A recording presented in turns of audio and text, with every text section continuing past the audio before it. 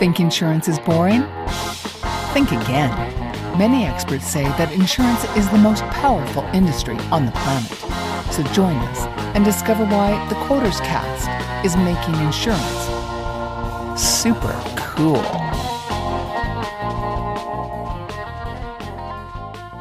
So my guest today is Dr. Simon Duan, and he is the founder of and CEO of Metacomputics Labs, which studies metaconsciousness and individual consciousness and simulation hypothesis. You hold a PhD in material science from Cambridge University, and you were born in China and moved to the UK in the 1980s. And this is my favorite part, is that you have a very strong interest in the paranormal, and you used to be the vice president of the Chinese Parapsychology Association. That's correct. So This is all very interesting. So give us a little background and how it led up to you doing the work you're doing today. Well, I'm supposed to be a materialist. I did my PhD in material science, and but I happened to encounter some paranormal phenomena, and which triggered my curiosity. So I spent a lot of my spare time study paranormals, parapsychologists, and which puzzled me a lot. I encountered so many phenomena I couldn't explain with material science. So I have been trying to find, Can you tell us what the experience was? All sorts. I mean, all sorts, including physical, chemical, biological, phenomenological, energetic, informational, all sorts of phenomena. And in the last 20 years, I spent a fair amount of time in China. And so I got involved in the paranormal research circle. So we have annual conferences and we discuss those phenomena. And you ask what I have been encountered. I actually started with encounter a kind of witch doctor, which took my wisdom tooth out with no efforts.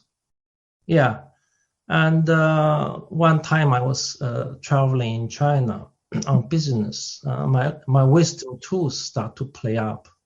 And then a friend of mine recommended to see this doctor. And he just took the tooth out with no anesthetic, no blood clot injection. And he just took them out with tweezers. And wow. How did you feel? Did you feel pain? I felt some uncomfortable, but nothing major. It's not that much pain. And then we went to lunch together. And then I asked him, well, what did you do to me? And he said, actually, I have a incantation, like a mantra. Like a 5-syllable incantation. And that gave me the power to take teeth out with no effort. So it's kind of a witch doctor, I suppose. Well, that's amazing. Now, how does that play into the work that you do with Metacomputics Labs? Or is there a connection? Oh yeah, this triggered my interest, triggered my curiosity. Okay. And since that, I spent a lot of time looking for those weird phenomena, actually, weird people. Okay. And I encountered all sorts of things. Tell us more. Yeah, more. Tell us about some experiences. Yes. Well, I encountered people who can actually manifest herbal medicine from thin air. Yeah. Really? It appears in their hands. Please tell us. You got to tell us what happened. That's magic. Yeah. I saw those people. A lady who can actually airport herbal medicine from thin air. Yeah. And how did that? Take us through how you met her and what you said and how it appeared. How did that go? Because I got involved in the paranormal research circle, we have gatherings. We invite those people, psychic people, to Okay. the conference and to do demonstrations of various phenomena. And this lady, she can also germinate seeds, in her hands. So you have, for example, you have a peanut seeds, Mm-hmm. she can put her hands, and within 10 minutes, you have small shoots coming out. So what does she do? Does she cover her hands or? She cover her hands. So were you afraid that it might be a hoax or some type of trick? There's always a possibility of that, Right. but we have studied her extensively in the lab condition. So she actually can manage to teach other people, especially children. Yeah. Oh. And so one summer holiday, I brought my daughter to her, and she was teaching some kids. And my daughter managed to manifest a small herbal medicine in her hand as well. How old? Really? How old was she, and how long ago was that? She was 16. She was 16 at Okay. that time. Yeah, but younger children even easier. Yeah. So I don't think my daughter is trying to cheat me. Okay. But she can do all sorts of things. She can do the photography. She can project the image in her mind into camera. Yeah. So you have photos in your camera without open the shutter. Yeah, this kind of thing is called high strangeness. Yeah. Phenomena is a high strangeness, and people refuse to believe them. Yeah. I couldn't believe it until I encountered them personally. Right. And also teleportation. One gentleman, he can teleport money. Where can I sign up? Where can I sign up? No. Yeah, one time we actually locked him up in the lab, and we stripped him out completely. Right. Even without underwear, we locked him up. Really? And so where did he send the money? Yeah, he actually can get money from somewhere. But where did it end up? After you stripped him, where did it end up? Oh, he can get money from somewhere, but he couldn't spend it. He said he couldn't spend it. So in a few days, the money will disappear again. Okay, let me get this straight.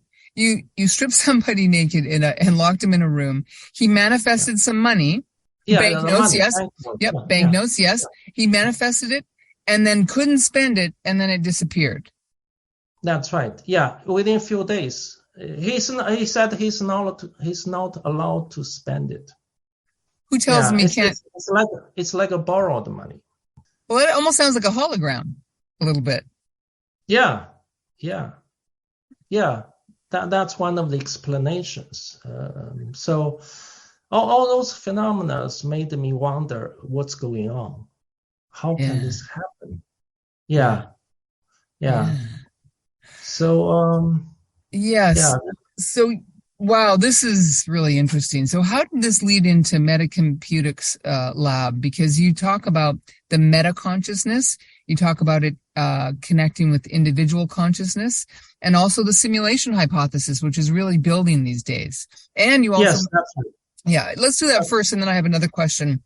That's right. Yeah, the simulation hypothesis is one way I can explain those phenomena.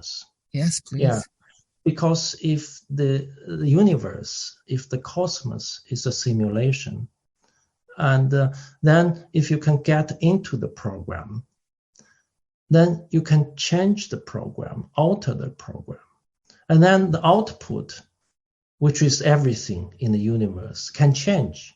Right. Yeah. So you can actually, like hack into the system, you can actually change it. And so that's one way I explain it. Simulation hypothesis is not new. I mean, this has been proposed since 1969. Yes. Yeah. And in recent years, and especially since the movie Matrix, many people actually take this as a major interest. Yes. More and more people are getting into this hypothesis. Yeah. So it's not new. What's new is that I kind of hypothesis that this computer is not physical. It's transcendental. Yeah, it's beyond the physical. So normally when people talk about simulation hypothesis, they think it's a computer made by the future generations. Yeah, future advanced civilizations. They want to simulate their ancestors. That's how they end up with this reality. This reality is supposed to be simulated by our advanced offsprings in the far, far future. Okay. Yeah, and but I don't think that's a feasible hypothesis. I think if you want to simulate this universe, this computer has to be outside this universe. So it has to be a transcendental computer.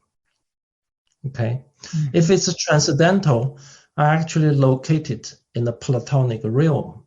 You know Plato, and he hypothesizes that there's a Platonic realm of forms, which is non-physical, which is transcendental. So my hypothesis is that this computer is transcendental, and it's in the Platonic realm. And this computer, because it's not material, it cannot be made by silicon, like what our computer now is. Yeah, it's actually made by consciousness. Yeah. All right. So the consciousness actually digitalizes itself into binary. Yeah, and using the binary, you can build a non-physical transcendental computer, and that computer renders the universe. So are you saying we're basically sort of living in a video game or something? Is a little bit? Oh yeah, it's not a little bit. Yeah, it's actually it's the best explanation of the reality. Wow. Yeah.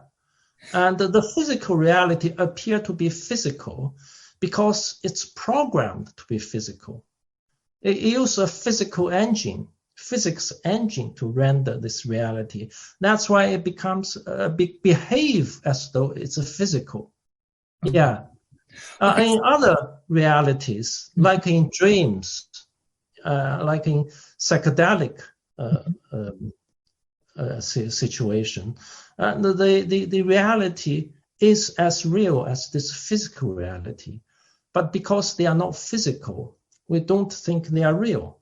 But they are the same. Both are virtual reality rendered by this computer. Okay. So how do you explain when you get cut, it hurts and the pain? And if we're just a hologram or energy, how do you explain that? Well, the pain is another program. Yeah. And the cut is another program. Yeah. So all those programs, one trigger another. Yeah. The cutting is one program. Now this cutting trigger another program, which make you experience pain. Yeah. It's all program. Okay. Yeah. So when you say hack into it, is that a little bit like the law of attraction, that kind of thing? Not exactly. Law of attraction I think it's still phenomenological. It's kind of superficial. Yeah. Right. It's still operating at the material level, I think. But the fundamental reality is what's behind this physical reality, which is the engine which renders this reality.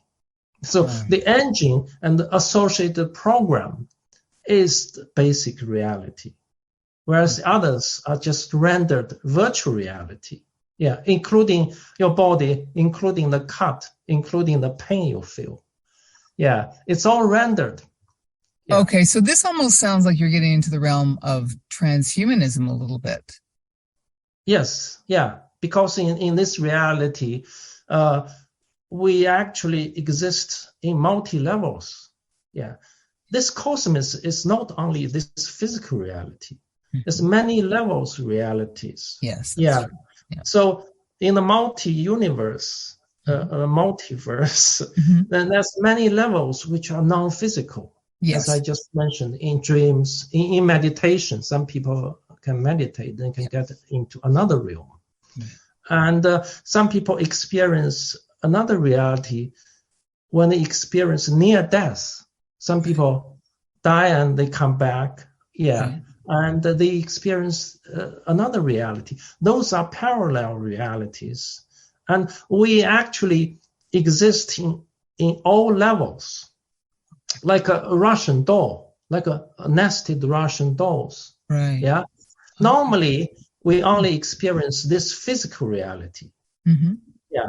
But the other levels of reality, we keep them dormant. They are not activated. Yeah. So you're talking about the transhuman. Transhuman is actually awakening or activation of other levels human. So you become a multi-level human species. Yeah. Okay. When that happens, you have an ability to kind of interact with the computer, which renders this reality. Okay.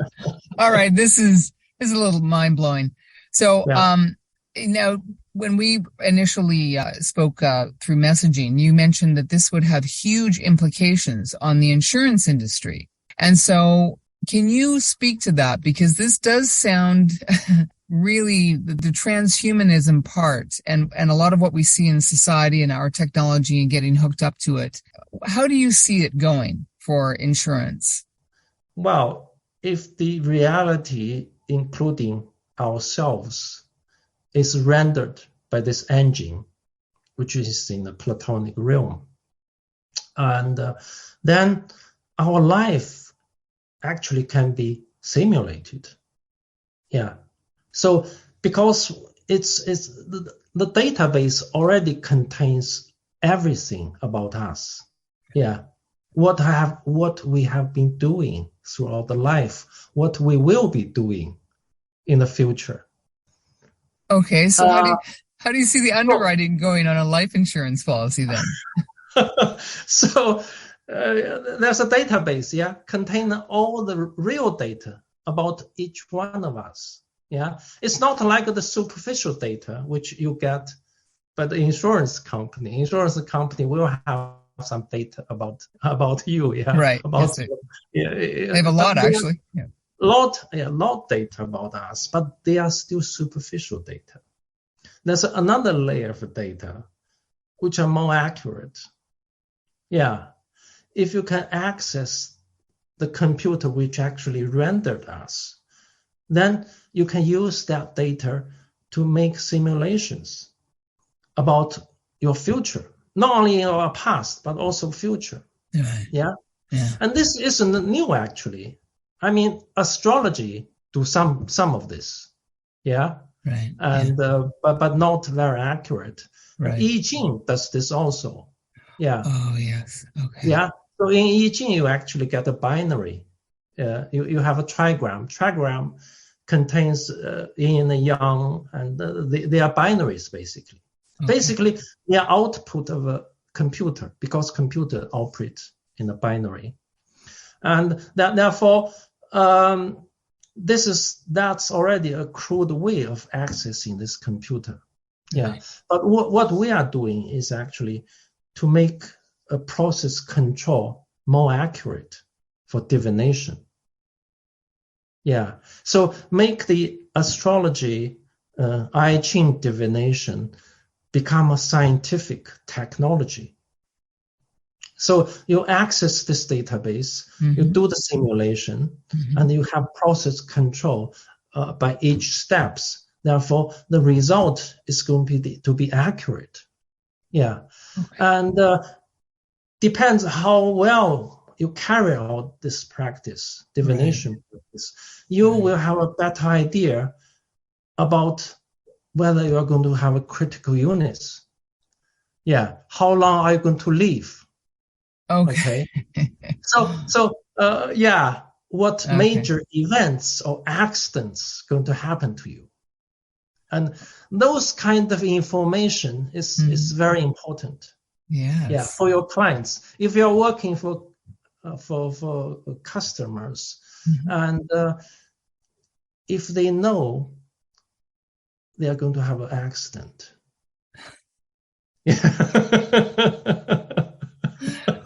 yeah, so the implication can be immense. Yeah. Wow. And Um, so how near in our future do you see this starting to take over and really taking hold of our lives? I don't think it happens very quickly because we are dominated by Okay. materialism.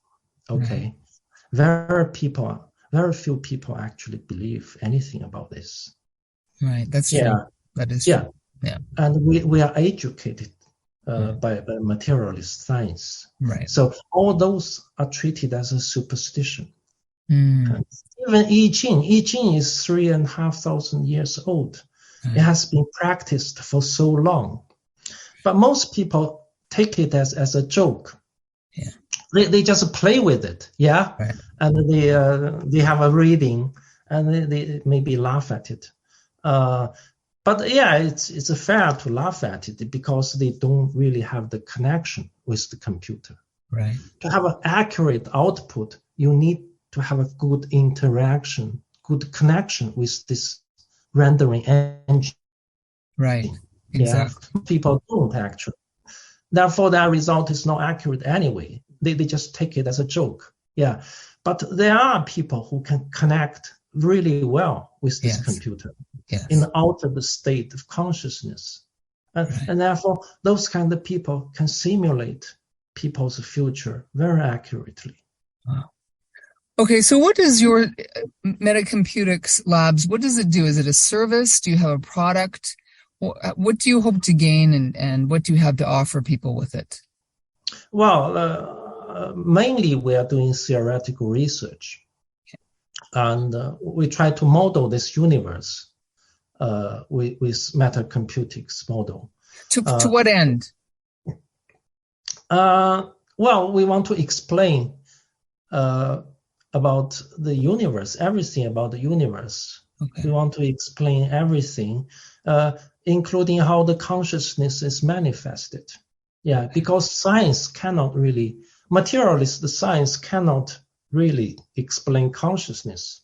Okay. So our task is really explain how consciousness working and how consciousness manifested into this material reality. But when this theory is established, there are going to be many applications. Yes. Okay, so divination, forecasting is one of those applications. Okay. Yeah. Mm-hmm. And we develop alternative medicine as well, alternative medication, alternative healthcare. Yeah, because illness is also a manifestation. It's also a rendering. Yeah. So if you can look after your non-material body better, Right. or you can fix some bugs in the program, Right. then your physical body will be healthy. Okay. Yeah. So I've been meditating for a long time and I understand a lot of what you say. And I think there are quite a few people who appreciate what you're saying. why are not more of us doing it better, manifesting better? Because I think a lot of people do appreciate the understanding that energy, everything starts in energy. Yeah. And that there is a process to manifesting that. Why don't more of us do it better? I think we are here actually to experience ignorance mainly. Really? Yeah. Okay. Very few people are interested in knowing the reality. Okay. Yeah.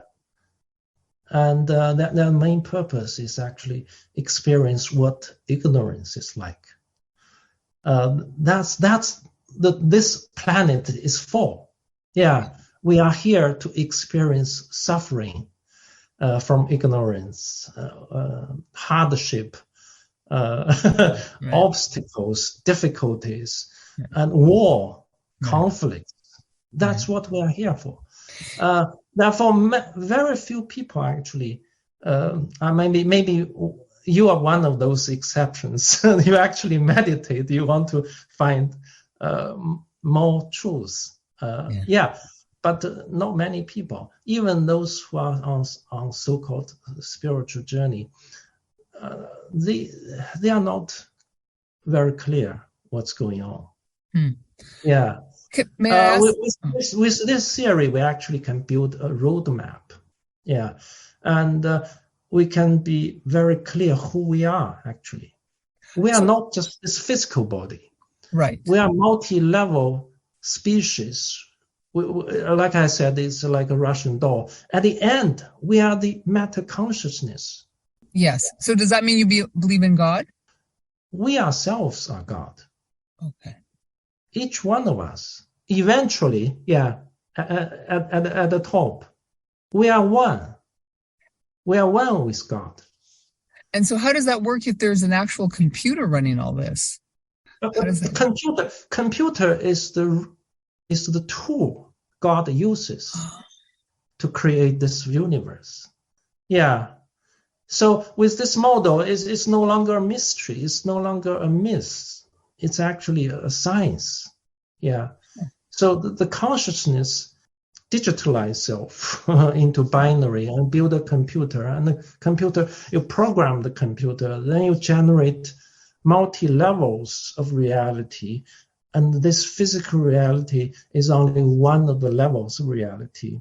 And this reality, we are here to experience all sorts of different things. Some happiness, some bitterness, right. Some hardship, right. Some confusing, some ignorance. And this makes the creation colorful. Right. Yeah. Well, Dr. Duan, I unfortunately we're coming to the end of our time here, but this has been really fascinating. I wish you well. Where can we send people when they see this and they want to check out more of your work? Where's the best places to get you? Yeah, my website, Metacomputing Labs. Yeah. Okay. .com. Right. So from there, we have some information. We have some publications. There's also including the website. It's my YouTube channel. Okay. A lot of lectures, so people can get into that. And also, if they are interested in consultation about divination, before they decide whether they want to have insurance, for example. So some people over-insure, some under-insure, okay? If they have a better idea what's going to happen to them, they can make a much better decision. And they can come to you to find that out? Yes, they can. Wow. Okay. That's awesome. Well, thank you. You've been a wonderful surprise. And keep up the great work. Thank you. Thank you for having me. My pleasure. Thank you. All right. Have a wonderful night. You too. Bye, Simon.